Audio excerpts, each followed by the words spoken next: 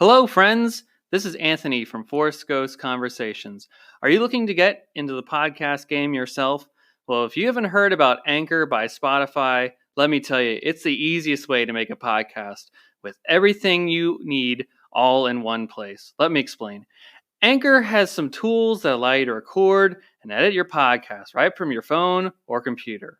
Then, when hosting on Anchor, you can even distribute your podcast on listening platforms such as Spotify, Apple Podcasts, and many, many more places.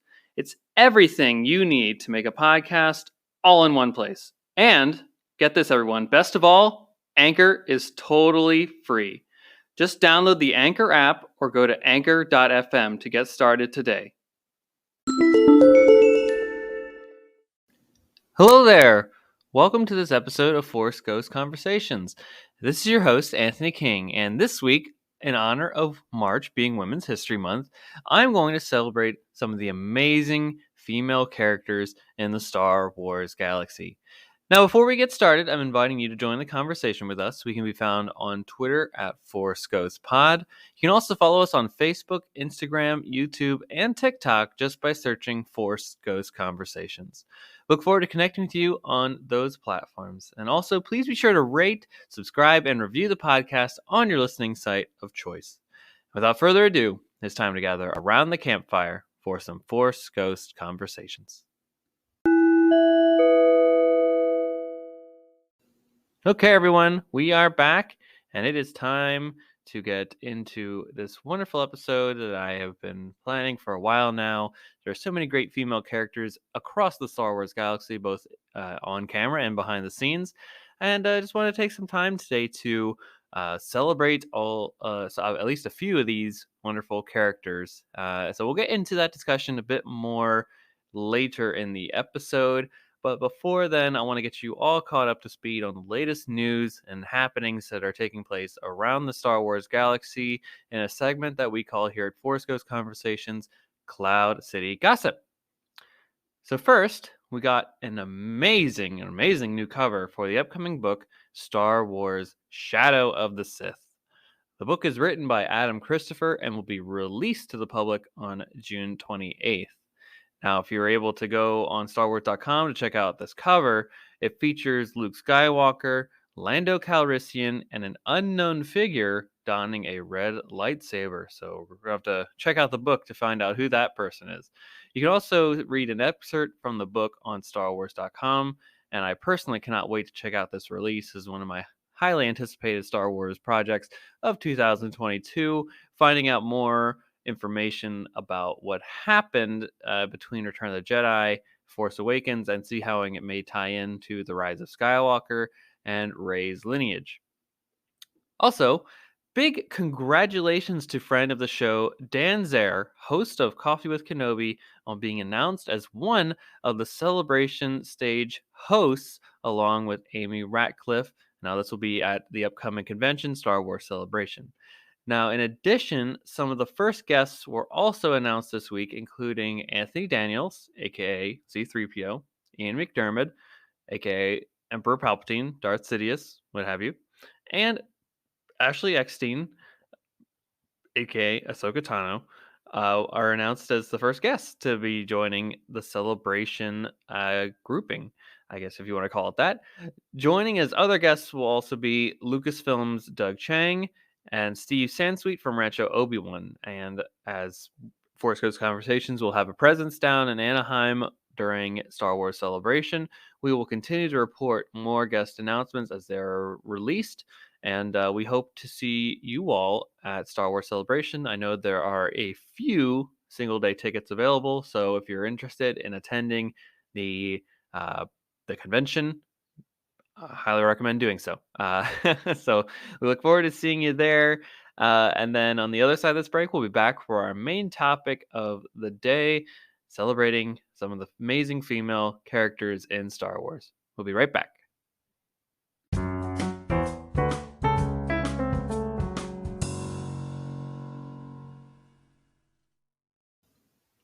Okay, welcome back to Force Ghost Conversations. And as I've alluded to several times in this episode already, you already know what we're going to be talking about here in our main topic segment here. This is a celebration of the amazing, at least a few of the tremendously vast catalog of female characters all across all of Star Wars. Um, Now, I will caveat my so I put together like a little like 5-person list, and this is absolutely not a top 5 list at all. This is not a ranking of favorite female characters in all of Star Wars. This is purely just a celebration. This is just a mere list just to of names that popped out in my head for various reasons I wanted to just talk about and celebrate. I could also This is also just their characters in Star Wars, right? I think I made the distinction a little earlier in the episode where, there are so many amazing female personalities, both you know, behind the scenes that have helped make these movies come to be, the actors alone that, are a part of the Star Wars galaxy in one way, shape, or form that brought these characters to life, and then the actual just characters themselves, right? So, this is going to be purely just the characters themselves. And another important caveat too is I focus purely on live action Star Wars. So the films and The Mandalorian and Book of Boba Fett up until this point. So if a wonderful, amazing character such as Ahsoka Tano is not included in this list, unfortunately. Maybe perhaps another day down the line. But I also think Ahsoka may get her own episode at some point uh, in time here on Force Ghost Conversations. Just truly celebrating all the wonderful work that of that character, the journey, as well as Ashley Eckstein and um, even Rosaria Dawson, adding some wonderful additions to the nuance of that character as well through the Mandalorian and Book of Boba Fett. But as I've alluded to, this is purely just a straightforward list here. Don't look into it at all. This is not a ranking whatsoever. This is just me just pointing out some of the great things that I've come to appreciate over the years. So why are we doing this? March is obviously Women's History Month. This is a time to really dive into and celebrate the amazing accomplishments that women have done across all of history and currently and looking towards the future and trying to pave ways for more female representation and inclusivity across all sex and genders. So this is really my attempt to kind of add to that canon a little bit and get some more of these people recognized and so on and so forth. So we're going to be tackling that a bit. I also wanted to mention that I did not include what you would probably consider the big three of female characters in Star Wars, right? So we're talking obviously about Princess Leia Organa or General Organa, depending on when in the timeline we come across her. Padme Amidala, both the Senator and Queen of Naboo from the prequel trilogy, and Rey Skywalker from the sequel trilogy, of course.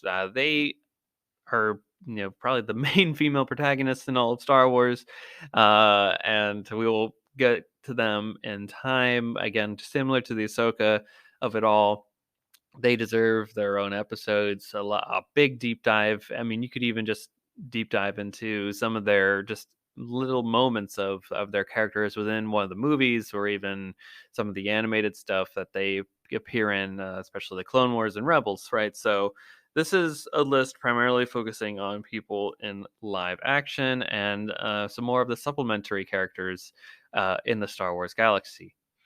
So to start, I'm going to go with the character that first appeared in Return of the Jedi, and then has recently had a resurgence through films such as Rogue One, had a brief appearance in Star Wars Rebels, and will be appearing in the upcoming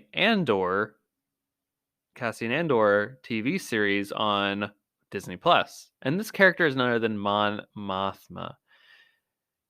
Of course, the character is portrayed in Return of the Jedi by Carolyn Blackiston, and then was even brought back for Episode 3, Revenge of the Sith, in a deleted scene by Genevieve O'Reilly, who then portrayed the character again in Rogue One, did the voice of the character in Star Wars Rebels for a few episodes, and then even will be portraying the character again in the Andor series, as I alluded to before. Now, what are my thoughts on Mon Mothma? Why do I think this character is so interesting and cool? if you really go back to, I guess, the first time you're introduced to the character in terms of like the year of it all, 1983 Return of the Jedi, right?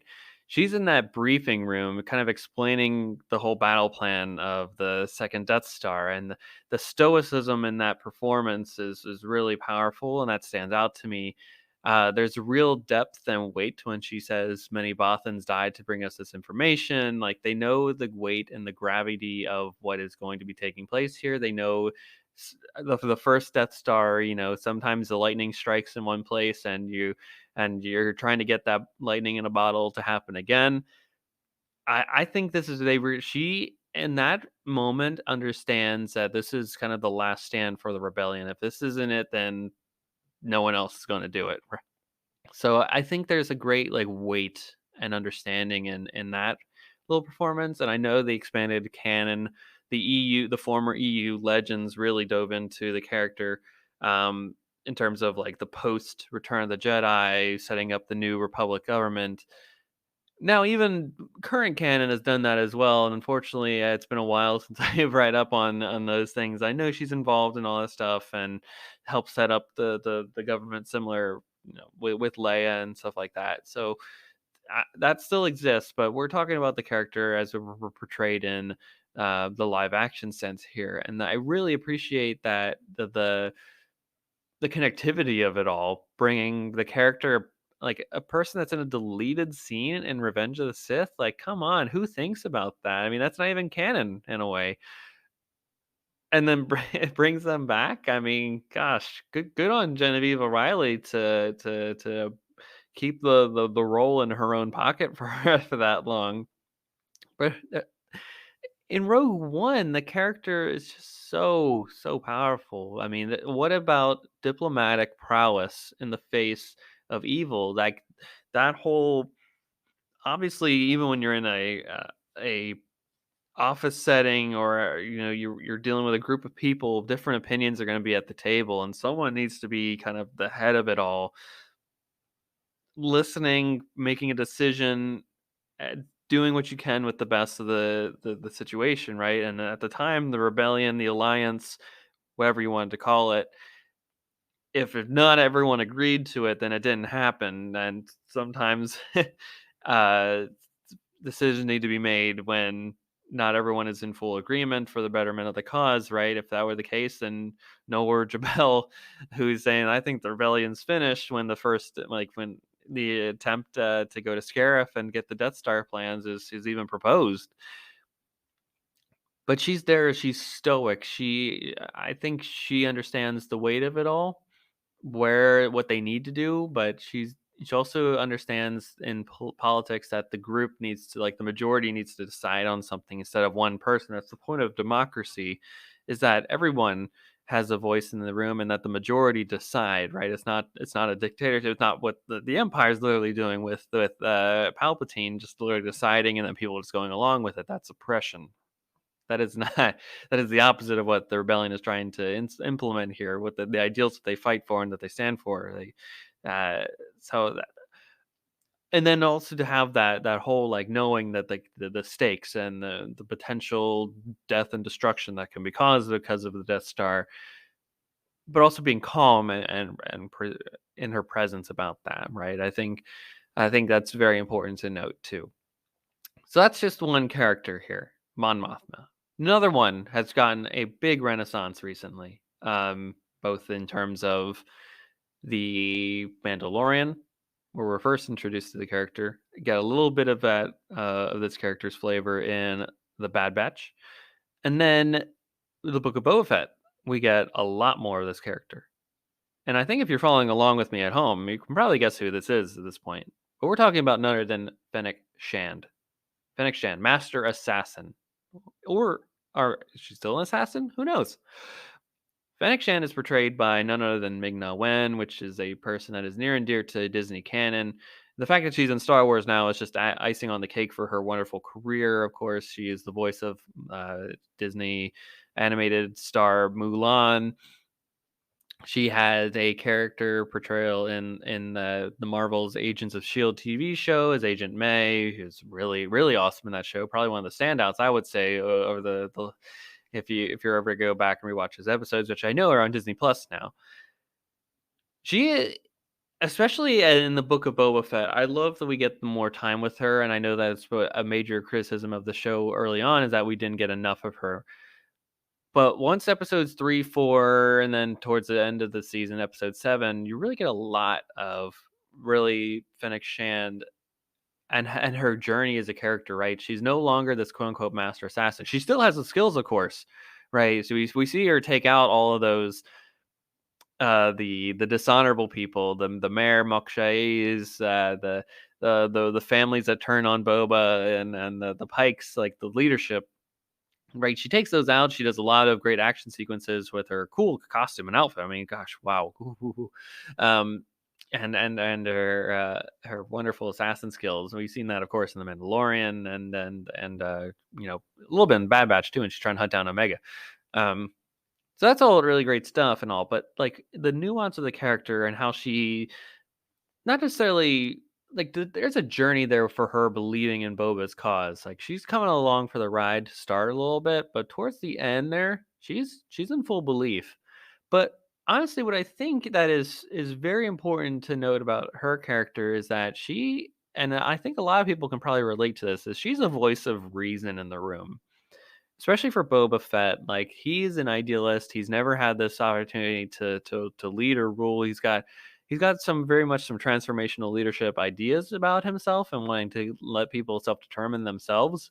But at the same time, there has to be some realism of the practicality of implementing those ideas. And oftentimes when you have too many yes people in the room, right, you don't get the opportunities to say the things that need to be said in order to like ask the questions like can this be done, why are we doing this, how is this going to be done, there are other extenuating factors that we're not aware of. And I think honestly Fennec Shen really adds to that, uh, to the Book of Boba Fett canon, and I think that Boba Fett is a better leader and character because of that. She's like, we need to get more armor, we need more muscle. We know how to get that muscle. I can go reach out to the Mandalorian. I can try and hunt him down.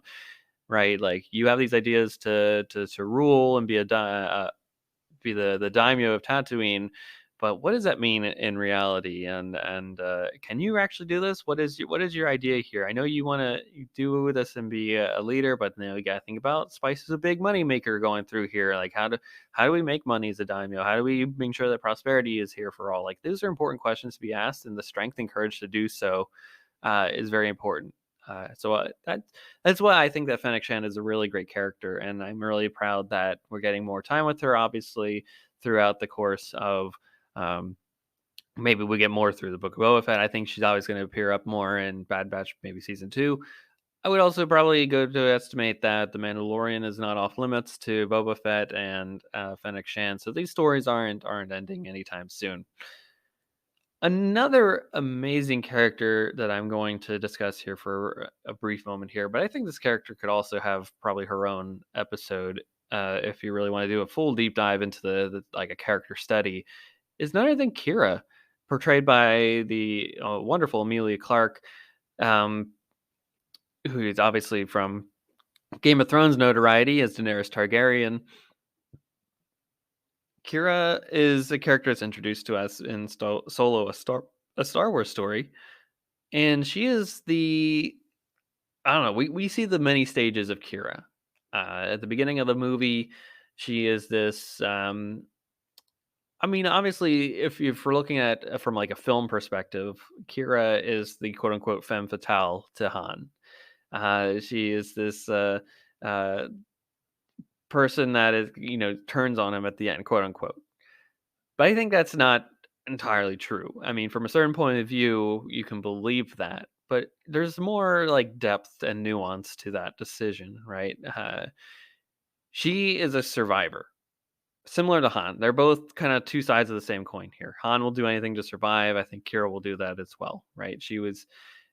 They just. I mean, metaphorically, when you're looking at the two paths that they were set on, they're they're both kind of cut from the same cloth. They're both Corellian uh, scum rats that were forced into this life of poverty and stealing and whatnot, and then forced to work for Lady Proxima. You get a little bit more of that, of course, in the Most Wanted book by Ray Carson. I believe Ray Carson. Don't quote me on that. I'm just thinking off the top of my head here. So if you want to learn more about, their relationship, that's kind of Han's first girlfriend, first kind of loving relationship is with Kira. So and that's his reason for coming back, and or at least wanting to come back to Corellia, getting enough money so they can get off and go explore an adventure in the galaxy together. Kira, I mean, Han is obviously sent to the Imperial Academy, and we see how that ends up in Solo. But Kira is kind of sold into Crimson Dawn, and is forced to do some terrible things in the name of a Maul and Crimson Dawn and Dryden Voss. Right? She goes up the ranks. I'm not necessarily sure that she believes in exactly everything that she's doing, but she's a survivor at the end of the day. She's going to do exactly what she needs to do in order to make it to the next day. Similar to Han, they're very, very close to each other in that regard, and that's why I think that they were so connective early on. They relied on each other for their survival. So, what is super important to me about Kira is like the understanding and empathy for others. Right? She knows she can read Han. She reads Han like a book. She tells him, "You are the good guy." Right? You're she knows before like steps like, before it happens, right? She knows like she's gonna like he's gonna help you. He's gonna he's gonna help out the Cloud Riders. He's gonna help out. Like she can see that a mile away. She's a good read on character. She has the empathy to understand all that and where people are coming from. And she understands that a life in Crimson Dawn is not for Han. So she makes the choice for him that he has a bit more freedom and self and is able to determine his own path, which sets him on his destiny, of course, right? She gives him that by making the choice that she makes, she not only cuts herself off from him, but saves him from the the the watchful eye of Maul, which I don't think Han could have ever went up against Maul on Dathomir and come out on top. I mean, I would love to see it make Solo 2 happen, right? I want to see this story come to be. But that survivor instinct and that caring for someone that she had been with before, like a truly loving partner, that's powerful, and that's real strength in order to like see the bigger picture at hand and to understand that like he doesn't deserve this. He's a good person. Like, we should be really, like, in a way, thankful to Kira, like, this personal sacrifice that she made for herself. Like, she didn't have to do this, of course, and, of course, like, it tears Han apart. Like, you can see that on Alden Ehrenreich's performance and, like, that when the yacht is flying away, like, he knows what she's done, and he's being left behind. He was there with Chewie. He's gonna go set his own path, and he doesn't have the overwatching eye of either the Empire or Voss, or Maul Crimson Dawn over him. Like he can set his own path here. Kira is fascinating. I can't wait to dive into more of this character, and I hope we get a lot more. I know she's in the War of the Bounty Hunters comic line as quote unquote the head of Crimson Dawn, since at that point in the timeline Maul is dead. So there's just a lot more fruitful storytelling to be shared there about what happens in the post Solo underworld era. Another character that I wanted to really highlight here through this list is Jenna, who is portrayed by Naomi Aki, and we only have one instance of this character so far, and that is in The Rise of Skywalker, Episode 9.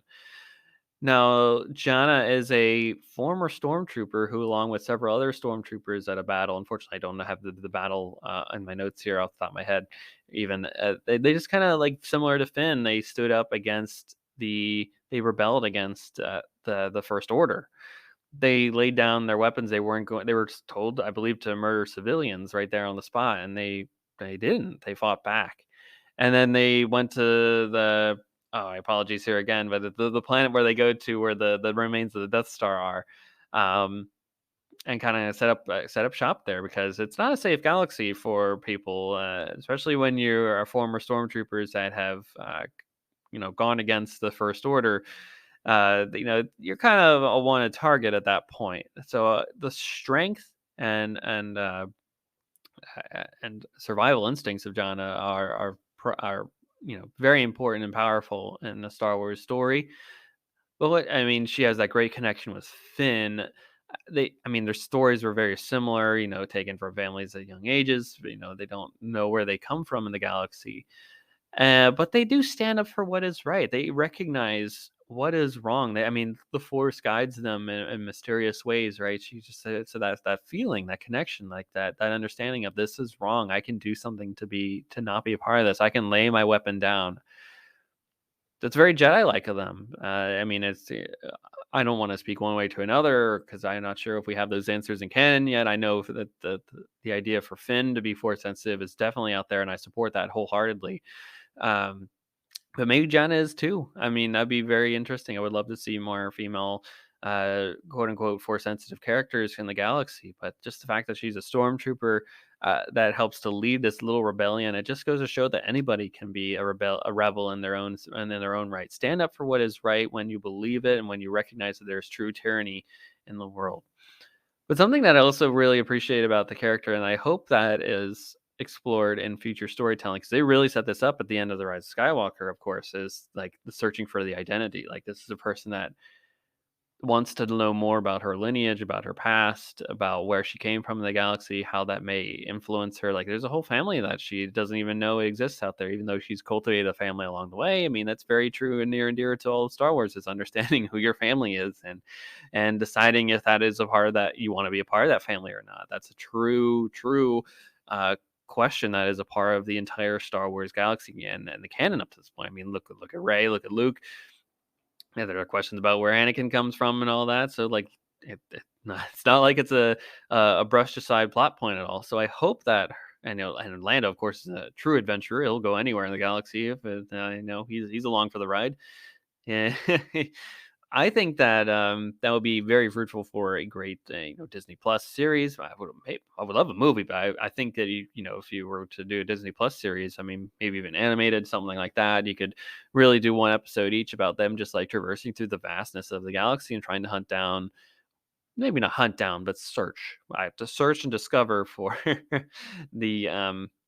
the lost family that Jenna has, and that is super powerful to me. I think we're all searching for a little bit of ourselves and identity, and that struggle every day is it's really important and powerful to a lot of people. So Jenna is a very interesting character. I hope that we get a lot more of her in future Star Wars storytelling.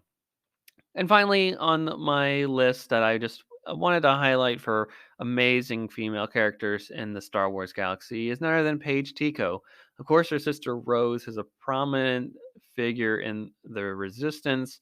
She is, of course, helps Finn at Canto Bight and is at the Battle of Crate in The Last Jedi. And she reviews the old Star Destroyer specs and is a part of the Resistance final stand at Exegol in The Rise of Skywalker, portrayed by the great Kelly Marie Tran.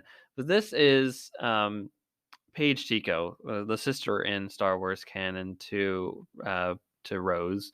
And Paige is portrayed by, and I hope I pronounce this right. I 100% apologize to the actress if I get this wrong. So please forgive me on that. I looked up how to pronounce it, and there wasn't a YouTube video or anywhere else like that phonetically spelled it out. So I'm going to do my best here. Absolutely, it'd be O Tan Van. I hope I got that right. Again, apologies if not. Uh, it portrays the character in Star Wars Episode 8, The Last Jedi. And this character is a part of that last kind of bomber that flies over the Imperial, not Imperial, but First Order Dreadnought, the Fulminatrix, captained by Captain Kennedy, who's another awesome character, non-female though, at least to my understanding, doesn't identify as female. But